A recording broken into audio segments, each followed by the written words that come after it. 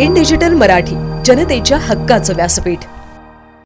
शहापूर तालुक्यातील वासिंद शहराजवळ असलेल्या अनुदानित संत गाडगे महाराज प्राथमिक आदिवासी आश्रमशाळा भातसई येथील सुमारे 109 विद्यार्थ्यांना दुपारच्या जेवणातून विषबाधा झाल्याची धक्कादायक घटना घडली आहे। भातसईच्या या अनुदानित शाळेत एकूण 200 विद्यार्थी शिक्षण घेत आहेत। त्यामधील अन्नातून विषबाधा झालेल्या 109 मुलांना शहापूर उपजिल्हा रुग्णालयात दाखल करण्यात आले आहे। शहापूर उपजिल्हा रुग्णालयात या 109 विद्यार्थ्यांना दाखल केले असून त्यांना 24 तास देखरेखखाली ठेवण्यात येणार आहे। त्यांची झोपण्याची, खाण्याची व राहण्याची व्यवस्थाही शहापूर उपजिल्हा रुग्णालयातच करण्यात आलेली आहे। घटनेचे गांभीर्य बघता शहापूर पोलिसांनी वेळीच दखल घेत या ठिकाणी जास्तीची पोलीस यंत्रणा मागवली आहे। जशी आम्हाला माहिती मिळाली या संदर्भात, आमच्या वाशिंद PHC अंतर्गत ही आश्रमशाळेत असते, तर आम्ही लगेच काही मुलांना तिथे उपजिल्हा रुग्णालयामध्ये रेफर करण्यात आलं होतं। आम्ही तिथे भेट दिली असता मुलं स्टेबल होते। 60 ते 68 मुलं तिथे ॲडमिट केलेले होते।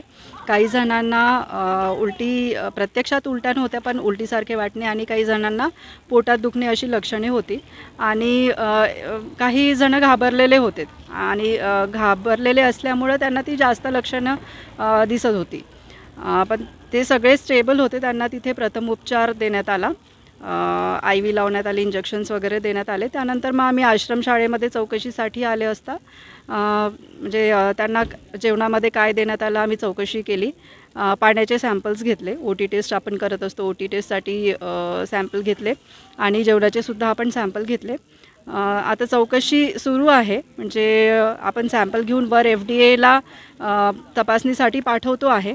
निश्चित कशामुळे झालं आहे, पुष्कळदा म्हणजे स्वच्छता न राखल्यामुळं होत असतं, किंवा मग शिळ्या जेवणामुळं, जेवणामध्ये शिळ्या वस्तू, शिळे जे भाज्या आहेत, पदार्थ आहेत, किंवा एक्सपायर्ड काही मसाले आहेत, तर हे सगळं वापरल्यामुळं पण होऊ शकतं, किंवा तिथे काम करणारे जे कर्मचारी आहेत किचनमध्ये, तर त्यांच्या अस्वच्छतेमुळं होऊ शकतं। मोस्टली जे सिम्पटम्स मुलांना दिसले, तर त्यावरून मला गॅस्ट्रायटिस म्हणतो आम्ही, हायपर ॲसिडिटी सारखी लक्षणे वाटली।